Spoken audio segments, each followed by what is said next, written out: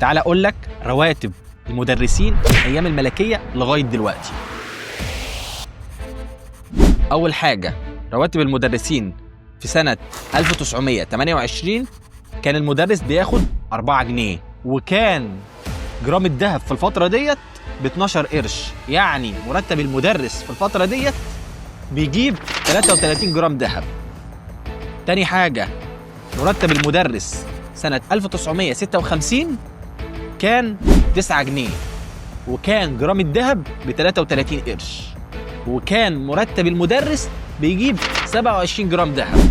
تالت حاجة مرتب المدرس سنة 1967 كان بيقبض 16 جنيه ونص، وكان جرام الذهب بحوالي 66 قرش، وكان مرتبه بيجيب حوالي 25 جرام ذهب.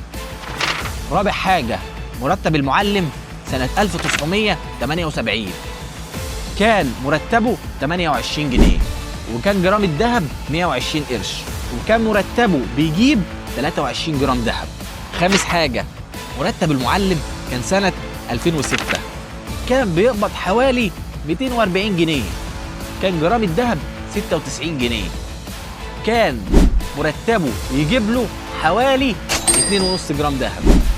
سادس حاجة وآخر حاجة مرتب المعلم سنة 2019 كان بيقبض 1150 جنيه، كان جرام الذهب حوالي 700 جنيه، كان مرتبه بيجيب له حوالي جرام ونص ذهب.